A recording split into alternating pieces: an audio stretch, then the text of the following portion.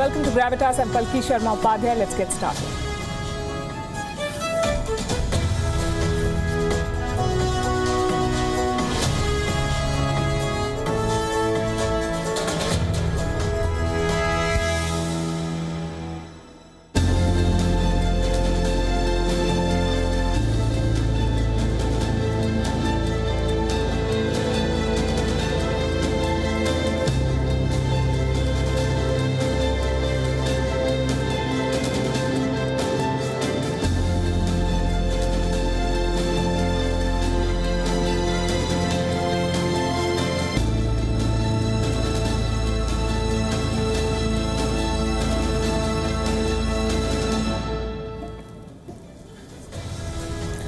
China has rejected the demand to investigate the Wuhan laboratory. You would say, what's new in that? For as long as we've reported on the origins of this pandemic, we have told you how Beijing is covering up its mistakes, how the Communist Party has deceived the world, and how Beijing is deflecting the blame for the pandemic. But now the global community cannot afford to ignore China's attempts to hide the truth anymore. The Chinese state is actively trying to sabotage the hunt for the origins of the Wuhan virus. Beijing is putting into action a three-step plan designed to ensure it escapes all global scrutiny at every level. It is denying the world an opportunity to audit the Wuhan lab. It is mobilizing allies to support the biased WHO report. And it is floating conspiracy theories to distract the investigators. On Gravitas tonight, we'll tell you about China's new campaign to escape blame for this pandemic. Also on the show, a big twist in the Pegasus affair. Amnesty says it never claimed the leaked database of phone numbers is linked to the NSO group. WION is the only Indian network reporting this story from Ground Zero in Tel Aviv, the NSO headquarters. The United Kingdom has conducted joint military drills with India in the Indian Ocean. We'll tell you how an alliance of democracies is sending a tough message to Beijing. Just one day left for the Olympics to begin, but the controversies refuse to die. More people have tested positive in Tokyo. The chief of the opening ceremony has been fired. We begin as always with Gravitas Global Headlines. At least 33 died amid heavy rain, while tens of thousands have been evacuated from flood-hit parts of central China. Large part of China's Henan province are underwater after witnessing the highest rainfall in 1,000 years.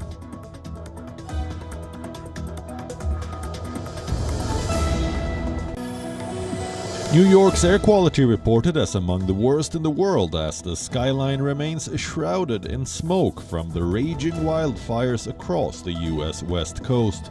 Those with underlying health conditions like heart disease and asthma have been advised to avoid outdoor activity as the air quality index surged to 157 in Manhattan.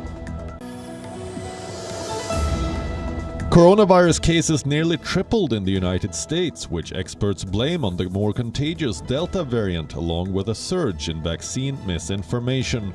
Only 56.2% of Americans have received a single dose of a COVID-19 jab. The Hong Kong police arrested 5 people who produced books for children on suspicion of conspiring to publish seditious material to incite hatred against the government. The books allegedly alluded to events in Hong Kong since the pro-democracy protests began in 2019.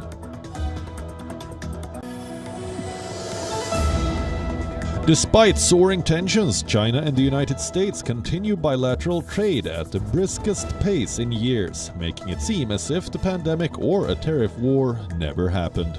The monthly two-way trade has rebounded over the past year to new records, with China buying millions of tons of U.S. farm goods. After weeks of unrest and violence in the country, former South African President Jacob Zuma has been briefly allowed to leave the prison to attend funeral of his younger brother. Zuma is serving a 15-month sentence for contempt of court and has been granted compassionate leave for 1 day. In what is being seen as Moscow's bid to tighten control over the global network, Russia disconnected from the global internet during tests to improve its cybersecurity.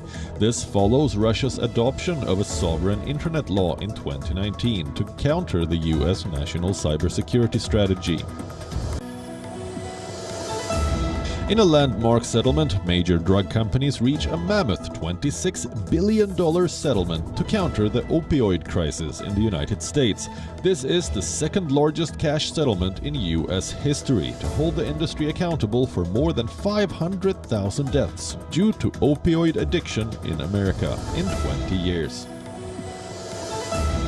Less than 24 hours before the start of the Olympic Games, organizers have sacked the chief showrunner of Friday's opening ceremony. Ex-comedian Kentaro Kobayashi has been let go after a video from the 1990s resurfaced in which he appears to make jokes about the Holocaust. Meanwhile, only 950 people will attend the opening ceremony in Tokyo, and most country delegations will have token representation due to COVID fears. The men's football tournament at the Tokyo Olympics is underway. Defending champions Brazil have started their title defense with a 4-0 2016 runners-up Germany, in which Everton forward Richarlison netted a hat-trick. However, a star-studded Spain team were held to a goalless draw by Egypt, while France were thumped 4-1 by 2012 champions Mexico.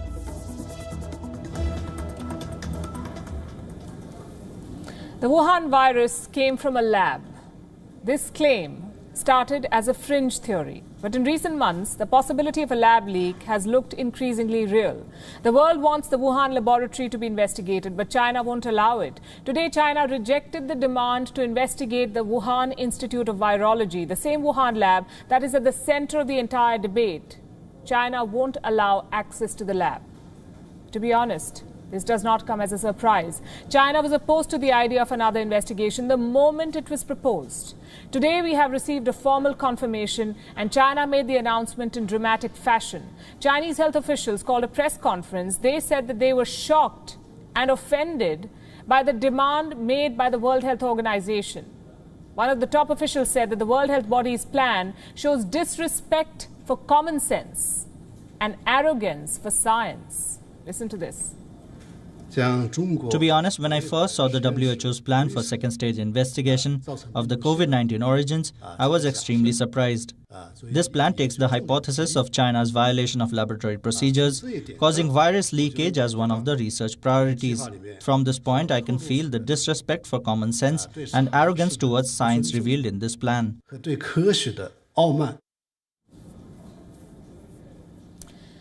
Such grandstanding. China says it has been offended by the demand for another investigation. It says the very idea of a lab leak, quote-unquote, disrespects science. What about the 4 million people who died due to the Wuhan virus? Isn't Beijing disrespecting these victims who were killed by the virus that came from China? Don't they deserve answers? China is doing everything it can to deny the world the truth about the pandemic. It began with the attempted cover-up in Wuhan, followed by a crackdown on critics and whistleblowers. This year, it oversaw a compromised investigation into the origins, one that called the possibility of a lab leak the least likely. That's what the WHO probe concluded. The lab leak is least likely. The world saw through Beijing's lies, though, and called China out for its lack of transparency. So how is China responding to all of this? With more lies, more conspiracy theories, and more propaganda. China has begun a new campaign to deflect blame for this pandemic. It is being executed in 3 steps. Step 1 is to deny all accusations against the Wuhan laboratory. Step 2 is to drum up international support for China's innocence. And step 3 is to deflect blame, push an alternative story on the origins. Now, you already know about step 1, how Beijing is pushing back against the lab leak, how it is not allowing anyone to go near the Wuhan lab. So let me tell you about steps 2 and 3. Step 2 is international support. Look at this report. It is from the Chinese state press. 55 countries submit joint letters to WHO opposing politicization of COVID-19 origin study. China's Ministry of Foreign Affairs issued the statement earlier this week. Last week, these joint letters were delivered to the World Health Organization. Who signed these letters? Which 55 countries? Let me give you some names. Russia, Belarus, Pakistan, Sri Lanka, Cambodia, Iran. Do you see the pattern? All of these countries have strong ties to China, and some of them a lot of debt from China. The report goes on to say that many countries, and I'm quoting, many countries spoke out for justice. They stressed that virus tracing is a scientific task and should not be politicized. The joint China-WHO study report published in March should be upheld. Basically, stick to the old report, don't ask for another probe, at least not on China. That's what the Chinese Ministry of Foreign Affairs told the press. So they claim international support. If China is not to blame, then who is? That's step 3. Find a new villain. Push an alternative version of events. China knows that just a denial will not help. It has to deflect blame. It has been trying to do this for weeks now. The target is America. The Fort Detrick lab in America, to be precise. China has been gunning for it. It says this is where the virus came from. On what basis? Well, China has offered no scientific evidence to substantiate this claim. It has only unleashed its diplomats to push it. Leading the charge is Zhao Lijian, spokesperson of the Chinese Ministry of Foreign Affairs, better known as the Wolf Warrior-in-Chief. Zhao Lijian was one of the first diplomats to float this idea. Today, he demanded that the next round of investigation into the origins of the virus should focus on the Fort Detrick lab in the US. The international community, including China, has every reason to cast doubt on the Fort Detrick, which was notorious for laboratory violations and contaminant leaks, to demand clarification and explanation from the US and to call for a thorough investigation by the WHO. Such a request is not only for the origin tracing of COVID-19, but also for the safety of people's lives in all countries. The question will not end until the US side gives a reasonable explanation. Zhao Lijian says an investigation into Fort Detrick is the quote-unquote call of the people. Who are these people? Chinese citizens, apparently. There's a petition doing the rounds in China. It demands an investigation into the Fort Detrick lab. More than 5 million Chinese citizens are said to have signed this open letter. Now, in countries like China, you see, activism is also controlled by the government. And this is how narratives are built, Chinese style. First, Beijing uses its mouthpieces to push a certain story, and once it gains traction with such signatures, the Chinese state uses the same narrative to conduct foreign policy. The Fort Detrick conspiracy has been part of a year-long campaign by the Chinese state to blame the US for the pandemic. Chinese diplomats themselves have used their presence on Western social media handles to push conspiracies about Fort Detrick. Last month, a Chinese diplomat tweeted this.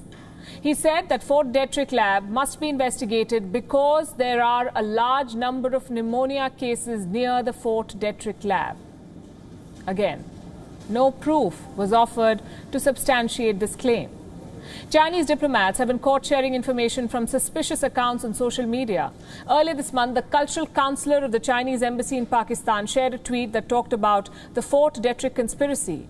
The tweet came from a newly created anonymous account. This is behavior that is consistent with online bots. It's an attempt to build consensus for a conspiracy theory. China is now not only hiding the truth, it is actively working to create distractions. It is sabotaging the second possible investigation into the origins of the pandemic. And China's attempts to whitewash facts are not limited to the pandemic. It is also trying to build an alternative story around Xinjiang. It is giving the detention camps a makeover and taking international press on guided tours. Tonight, we'll take you inside China's largest detention center in Xinjiang. Beijing has turned this facility into a prison. It claims that its crackdown on Muslims is legal and it respects international law. Here's a report. Armed police with guns. Guard towers, 25-foot-tall concrete walls, and security at every checkpoint. This is China's largest detention center in Xinjiang. It is twice the size of the Vatican City. And it can house as many as 10,000 inmates. Recently, this detention center was dressed up for a visit by the foreign press. Beijing wants the world to believe that nothing wrong happens behind these walls. But China's guided tours of Xinjiang are designed to hide the genocide of Uyghurs. This very detention center used to be an internment camp. Dina Nurdubai is one of the victims who was detained here. Nurdubai now lives in Kazakhstan, but she hasn't been able to forget the horror she experienced inside the camp. I would have been happy if they would have taken us to a normal school. They took me to a prison. Black gates like a prison. We were taken to dark rooms. We were hooded and our ankles were shackled for about 200 to 300 meters. If that was a normal school, why were we hooded and shackled? It's a lie. Nobody goes of their own will. Reports say China is now converting these camps into formal jails or pre-trial detention facilities. The kind of prison that can be justified as legal in the eyes of the law. Some facilities are even being presented as schools, like this one. The Chinese say this facility used to be a training center where Uyghurs were taught vocational skills. Now it has been converted into a regular school. A reporter tried to verify this claim with one of the current students. He had no idea. Have you heard of the vocational training center that used to be here? Sorry, I haven't heard of it. The effort to rebrand detention centers could be the result of international pressure. United Nations Human Rights Chief Michelle Bachelet has been demanding access to Xinjiang to assess the human rights situation there. China refuses access as it continues to build more detention centers in Xinjiang. A new report has revealed the full scale of China's mass detention campaign. It says that Chinese officials can lock up 1 million Muslims at once if they want. China is now believed to have more than 300 prisons and internment camps in Xinjiang, with 206 million square feet of space, enough to detain or incarcerate more than 1 in 25 residents of Xinjiang, a number that is 7 times higher than the criminal detention capacity of the United States. The genocide of Uyghurs in China is a reality. Beijing wants to present a sanitized picture of its crackdown in Xinjiang. But the truth has a way of coming out, breaching even the great firewalls of China. Bureau Report, WION, World is One. Jumping the gun. It's an expression that comes from the field of sports. But it's the media that deserves credit for making it famous. If you're wondering how, then look no further than the Pegasus affair. It gives you an insight into the media's contribution. Let's recap a little. On Sunday, a report was released claiming a spyware is being abused by quote-unquote authoritarian governments. The name of this spyware, as all of you know by now, is Pegasus. Its targets were said to be some 50,000 phone numbers, 50,000. 300 of them were said to be from India. Now, this report said it is their belief that the data is indicative of the potential targets. There were many variables, a lot of conjecture. The report relied on possibility and the naivety of its readers to establish the missing links themselves. We at WION asked, where is the proof to corroborate these allegations? And we were condemned for asking this question because everybody was so sure about the culprits. Who else but the government would be spying on its citizens? Then on Wednesday, another report emerged. Turned out governments too were not immune to this. The Washington Post waited for 3 days to reveal that heads of states were also being spied on. By whom? President Emmanuel Macron of France was apparently being spied on by Morocco. President Cyril Ramaphosa of South Africa was apparently the target of Rwanda. And Imran Khan Niazi of Pakistan says that he is being spied on by the government of India. Big names, big claims, and again, a big question mark on evidence. It's Thursday today, and we have another twist in the tale, courtesy Amnesty International. They're the ones who claim to have first accessed the so-called leaked database, the list of the 50,000 phone numbers. Here's what they say now. Amnesty never presented this list as NSO's Pegasus spyware list. The statement is on your screen. Let me quote the most bizarre part. This is what it says. Amnesty and the investigative journalists involved made it clear from the outset in very clear language that this was a list of numbers marked as numbers of interest to NSO customers who are different regimes in the world. This is a list indicative of the company's customers who have expressed interest in following journalists and human rights activists, political rivals, lawyers, and so on. I would like to repeat one line. This is a list indicative of the company's customers who have expressed interest in following journalists. Who are the NSO's customers? 45 governments. What does Amnesty say they have done? Expressed interest in following some people. How does Amnesty know this? It doesn't answer. Where was this database leaked from? It doesn't answer. Who hacked the phones? No answers. Then how exactly is this a global expose? If anything, this is a global embarrassment for the media organizations involved. Amnesty issued a clarification saying that it had been lost in translation, its statement. The original statement was in Hebrew. It says some words were wrongly quoted in the English statement. But it still doesn't help its case. They say there's a list of 50,000 phones, 50,000 numbers. Do you know how many of them were tested? 67. 67 out of 50,000 phones underwent a forensic analysis to find out if they had been infected with Pegasus. How many phones were found to be infected? 37. Again, how many phone numbers do they say were targeted? 50,000. 37 phones out of 50,000. Is this a joke? And things get more interesting when you look at their backgrounds. The phone numbers were first accessed by two organizations. Look at their backgrounds. Amnesty International, which is an NGO that shut shop in India after the government asked them to show their foreign funding source. And the second one is the Paris-based Forbidden Stories. Forbidden Stories was launched by Reporters Without Borders, RSF, an abbreviation of its French name. RSF claims to be a non-profit, non-government organization, but it has been proven to be on the payroll of the US State Department.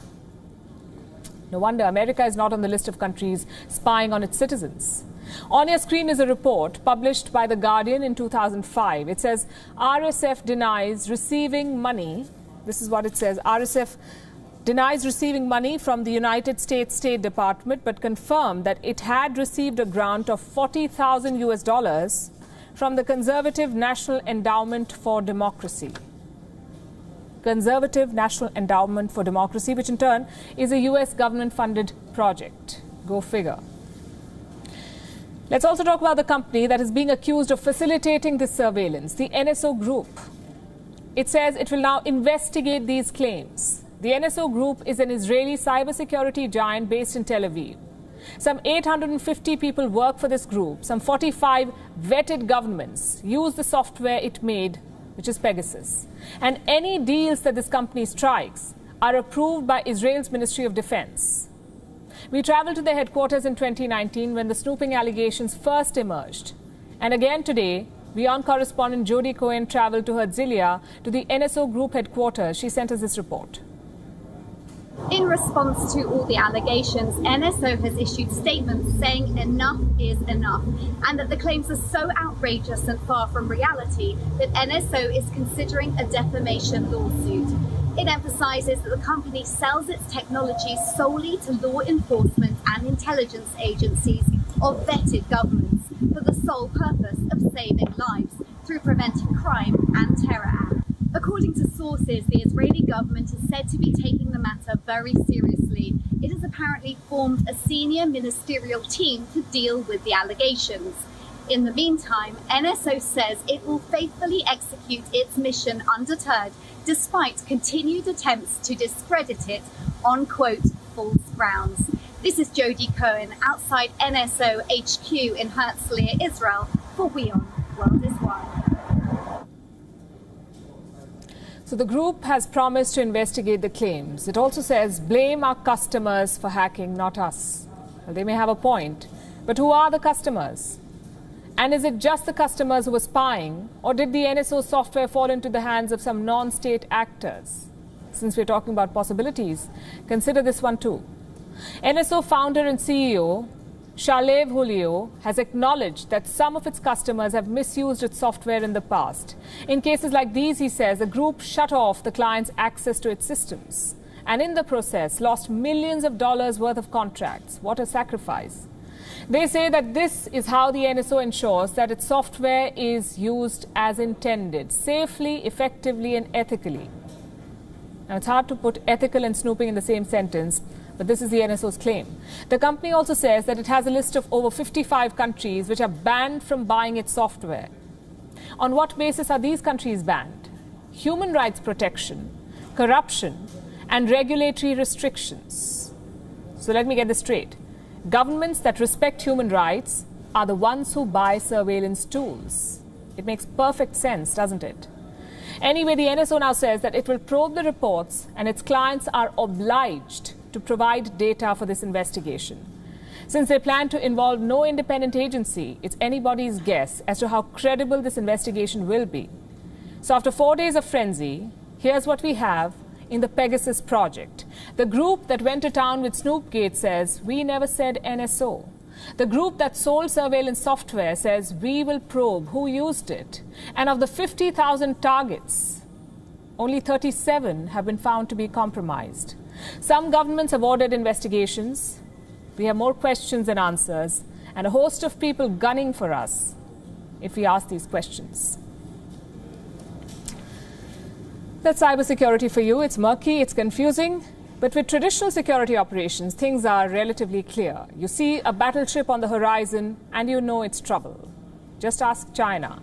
Britain's most advanced aircraft carrier is sailing towards the South China Sea. It has already linked up with allies for military drills, allies like India.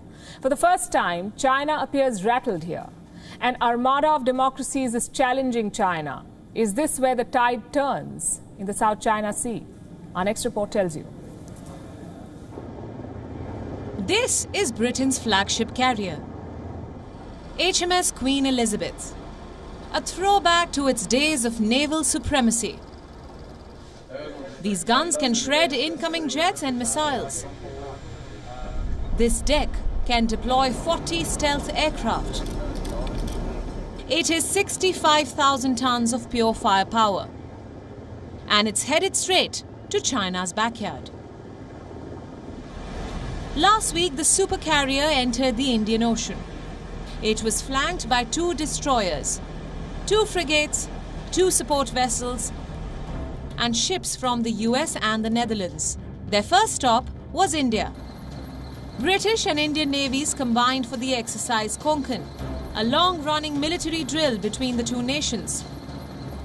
Around 12 ships, 30-plus aircraft, and 4,500 personnel were part of the exercise. A stamp of authority on the waters of the Indian Ocean. From here, the carrier group will sail to the South China Sea,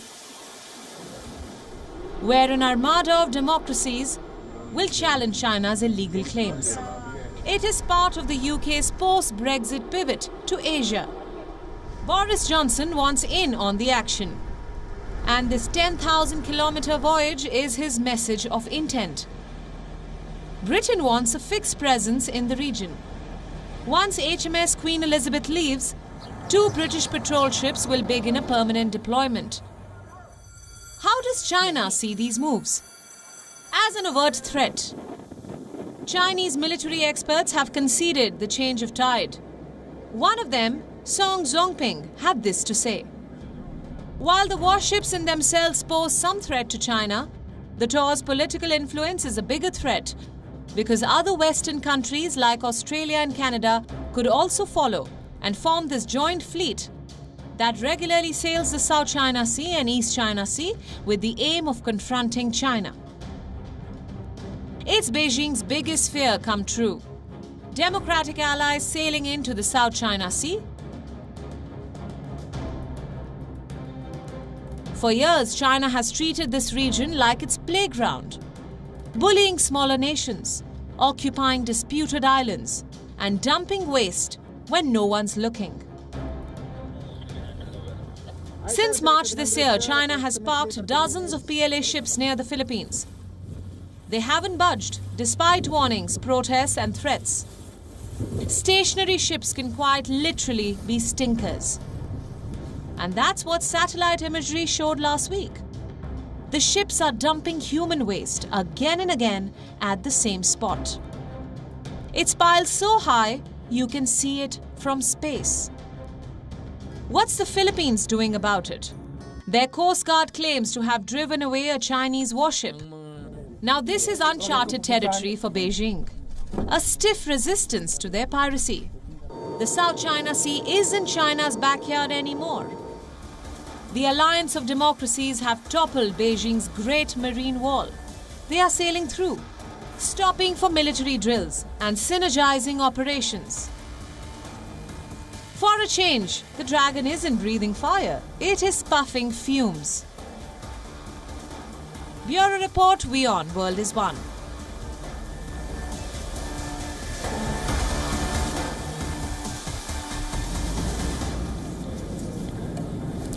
Now let's talk about the latest security challenge in India's neighborhood, Afghanistan with the resurgent Taliban. Powering them is the drug trade, a trade that they're carrying out via India. Let me start from the beginning. From 1996 to 2001, the Taliban ran the drug scene in Afghanistan. Think of it as narcos, but on steroids. Their golden goose was the poppy plant.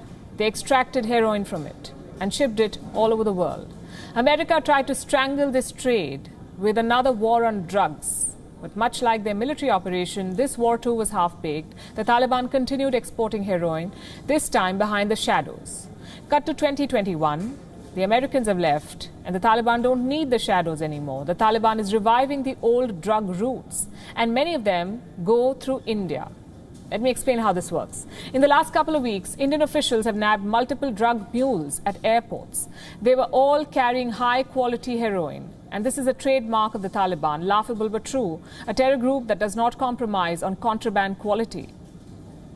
What are the officials saying? These mules were possibly headed for the West, to the US and Europe, also Australia. Drug traders always take long, confusing routes. They do so to throw governments off their scent. The Taliban is doing the same. Their first stop is Pakistan's southwest coast.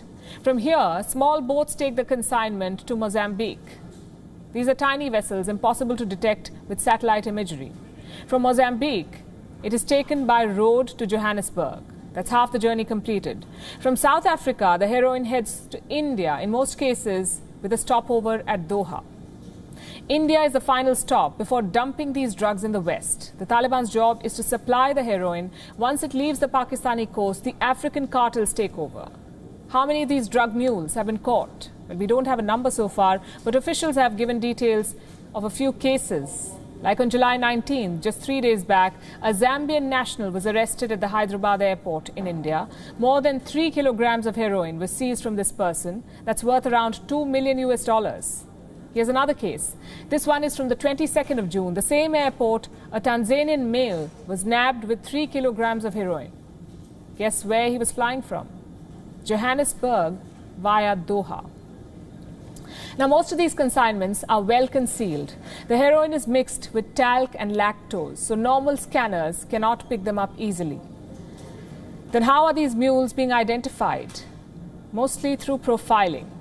If they're flying from Johannesburg, that's a possible red flag. If they flew via Doha, that's another red flag. Frankly, none of this is surprising. It's a repeat of what happened in 1996, the return of the drug trade, the conservative diktats, and now reports of forced recruitment too. These reports are coming from the Balkh province in northern Afghanistan. The government says it is under their control. But there are pockets of Taliban influence. The province is under the control of the government, but the Taliban has pockets of influence. And inside these pockets, it is a rogue regime, forced recruitment, illegal tax collection, and punishment without trial. The Taliban is already showing winners' arrogance. But has it won the battle yet? Not quite. Inside Afghanistan, the army is still fighting. At the border, neighbors are mobilizing. Tajikistan, for instance, conducted the largest military drill in its history. 100,000 active soldiers, plus 130,000 reserve fighters. There were tanks, helicopters, artillery guns. The president of Tajikistan had one piece of advice for his countrymen: be vigilant, he said. That seems to be the sentiment globally, in fact, not just Tajikistan. On Wednesday, America's top general conceded that the Taliban has what he called strategic momentum in Afghanistan. Listen in. And roughly speaking, order of magnitude, a significant amount of territory has been seized over the course of 6, 8, 10 months sort of thing by the Taliban. So strategic momentum appears to be sort of with the Taliban. What does he mean by strategic momentum? Basically, the Taliban is on a winning spree. And who unleashed that spree? Well, the Americans themselves. But the general did make a few important points here, like how the Taliban is dominating the airwaves. For example, they claim control over 80% of Afghan territory. What does the Pentagon say? Under 50%. None of the provincial capitals have fallen yet. The Taliban is nowhere near Kabul. So the Americans say the war is far from over. In the hands of the Afghan people. And there are a range of possible outcomes in Afghanistan. And I want to emphasize repeatedly, and I've said this before, a negative outcome, a Taliban automatic military takeover, is not a foregone conclusion. How gracious of them. America marched into Afghanistan, destabilized the country, bolted at night, and now they say it's squarely in the hands of the Afghan people. Unfortunately, he's right. The Taliban is definitely on the charge. They have the momentum. They are terrorists with nothing to lose. But the Afghan government has one advantage. It's an old military adage. They have a castle to defend. Olympics is finally here. Tokyo 2020 starts tomorrow. Athletes are ready. Guests of honor have flown down from around the world to attend the opening ceremony. But a day before the games begin, both Wuhan virus cases and controversies are on the rise. 2 athletes have tested positive. An official has been fired. Another publicly bullied. What's more, Tokyo officials have not ruled out the possibility of a last-minute cancellation of the games. Here's a report. Tokyo 2020 is finally here. Or is it? Shadowing the eve of the games are cases, controversy and cancellation fear. On the skies above are aerobatic pilots drawing the Olympic logo.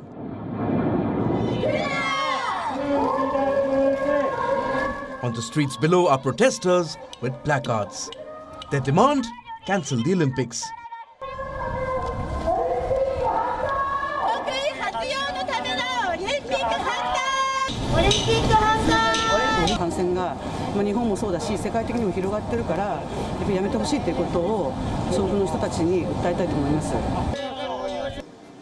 She is not wrong. In the last 24 hours, 4 people from the Olympic Village have tested positive for the Wuhan virus. 2 of them are athletes. Skateboarder Candy Jacobs of the Netherlands and table tennis player Pavel Sirucek of the Czech Republic.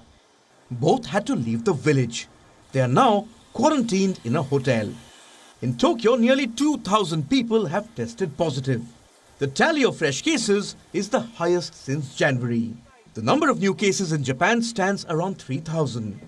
Zoom out and there are almost 200,000 fresh cases around the world. Wuhan virus cases are on the rise. And also rising are Olympic-related controversies. A day before the games, the director of the opening ceremony had to step down. His name, Kentaro Kobayashi. His fault? A sick joke on the Holocaust. In 1998, Kobayashi decided to joke about the genocide in his comedy act. Let's play Holocaust, he declared to his audience. On the 21st of July, a human rights group released a statement.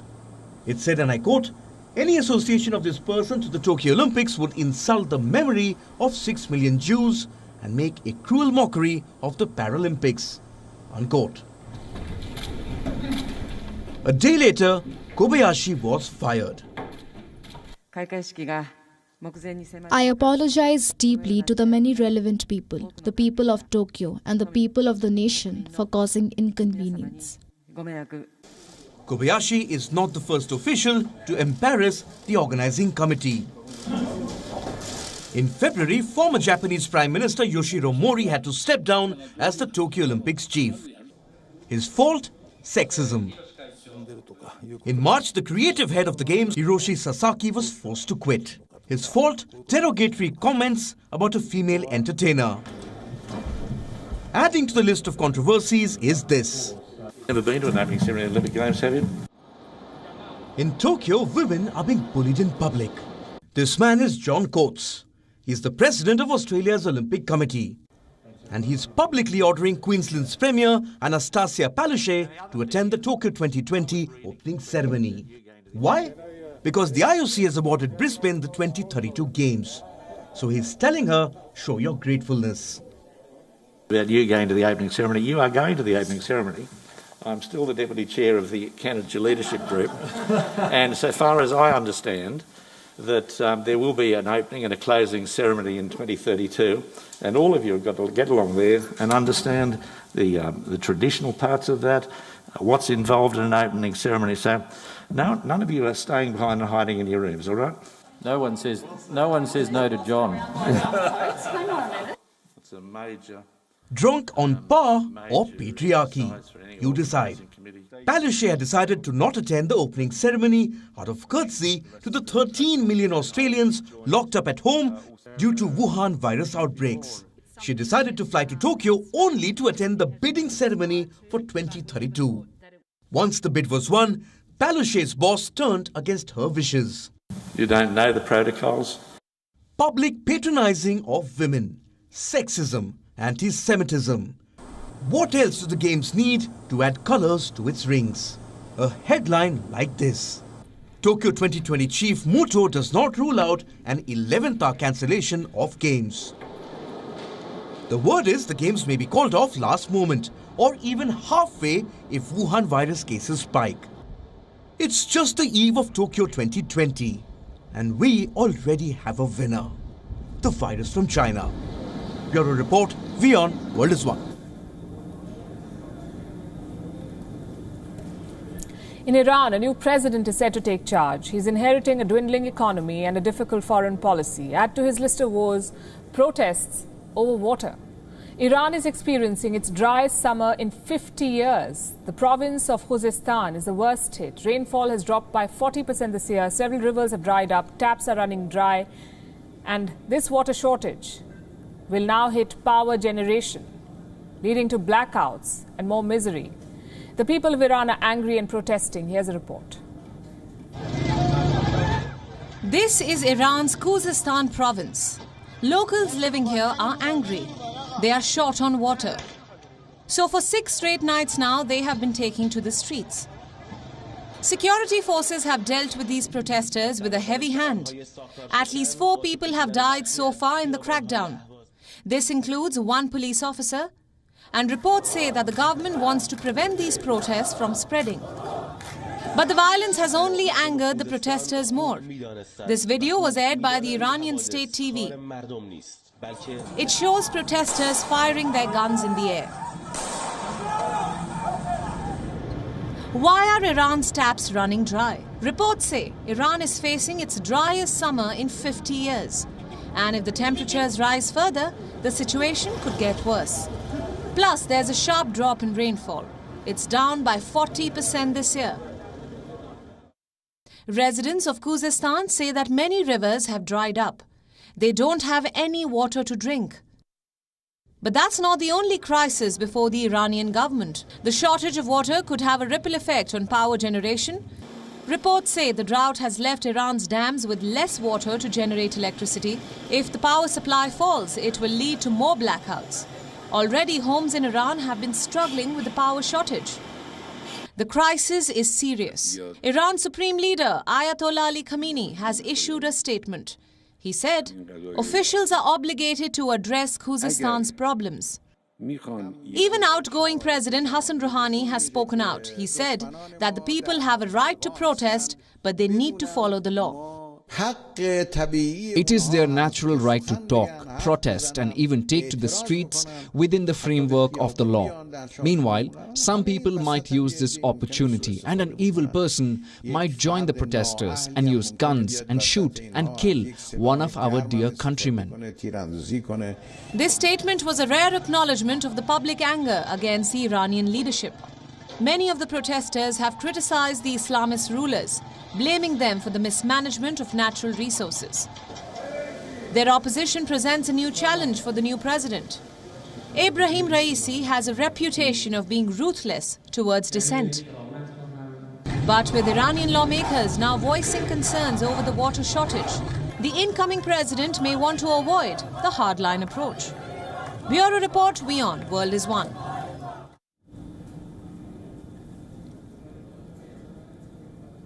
Give a man a lemon and he will make lemonade. Give a man some rules to follow and he will find ways to cheat. Let me show you one such person. The man on your screen, he's a resident of Indonesia. He recently boarded a domestic flight in a niqab, disguised as his wife. The ID he was carrying had his wife's name on it. The flight ticket too was booked in the name of his wife. The man showed his wife's vaccination card, also a negative RT-PCR test with his wife's name on it. He managed to fool security and made it to the aircraft. Overwhelmed with victory, he decided to go to the plane's washroom to change. He entered as a woman in a niqab, came out as a man dressed in casuals. The creative genius forgot that he is not invisible. A cabin crew saw him change. The man's cover was blown, but one question remained. Why was he trying to travel as his wife? Turns out this man was COVID positive. In other words, forbidden from traveling. But the travel bug had bitten him hard, so he decided to hop onto a plane as his wife. Upon landing, he was arrested. He was dragged straight to the COVID testing center. He tested positive and he was isolated. Quick question. Who was this man trying to cheat? He may have managed to fool security and ground staff, but by getting on that plane, he risked his own life as a COVID patient. Also the lives of several others. He had no right to put all of these people at risk. This man was playing with death by playing with the Wuhan virus, and he is not the first one to do so. In April 2020, India was in the middle of a lockdown. Nearly 1.4 billion Indians were locked indoors. All non-essential travel was banned. A teenager in the city of Mangaluru wanted to meet his friend, but the housing complex would not allow visitors. So this boy tried to sneak in his friend by stuffing him inside a suitcase. The plan was working until a local Sherlock Holmes noticed some movement inside the huge suitcase as it was being dragged. The boy was asked to open the luggage and out popped another teenager. End of story. Its moral? Is it worth risking your life for some entertainment? Hangouts and meetings can happen over video links too. In this day and age, they can. Why put yourself and others at risk just because you think you're bored? And using cheat code to get away with COVID restrictions is not an Asian thing. Over the last 1 year, we've seen similar instances around the world. The tactics may be different, but the motive is usually the same. And underlining it is the refusal to accept the new normal, the refusal to accept pandemic-related rules. South Africa banned the sale of alcohol and cigarettes during the lockdown. In May 2020, the Associated Press reported that in posh suburbs of Cape Town, women were smuggling bottles of red wine hidden under piles of blankets. In Johannesburg, cigarettes were being sold and bought clandestinely. The report reads, 2 men in masks greet each other on a sunny street. One has surreptitiously sold the other a packet of cigarettes. If bootleggers became creative, so did quarantine evaders. A survey carried out in September found that at least 4% of people in Britain said that they are very unlikely to isolate if they test positive for the Wuhan virus. And if you think 4% is a meager number, look at the number of people who actually ended up flouting COVID rules. Between March and September 2020, the UK issued at least 19,000 penalty notices for breaching health regulations, 19,000 breaches. This was till September last year. A few months later, Britain was overwhelmed by a rising number of Wuhan virus cases. As we speak, Indonesia is witnessing a surge in cases. Earlier this year, India was crippled by a nightmarish second wave. But we humans can sometimes be really insensitive. Somehow we never learn. The man in Indonesia may have traveled disguised as his wife, but there are thousands who too are guilty of non-essential travel. Just look at your Instagram feed and you will know what I'm talking about. People are boarding flights to hills, beaches, forests, popular cities, influencers promoting travel, celebrities jetting off. Everyone who is in a position of sending a message to millions is only sending the wrong message, it seems. Now here's something that needs to be told. You may be vaccinated, but most people outside your home may not be. The pandemic is not over. Revenge travel won't help bring back normalcy. It will only delay it. And who are we really taking revenge on? Who exactly are we cheating? Let's try to be more responsible. We'll end on that note. Leaving you as always with Gravitas Images. Thanks for watching. India.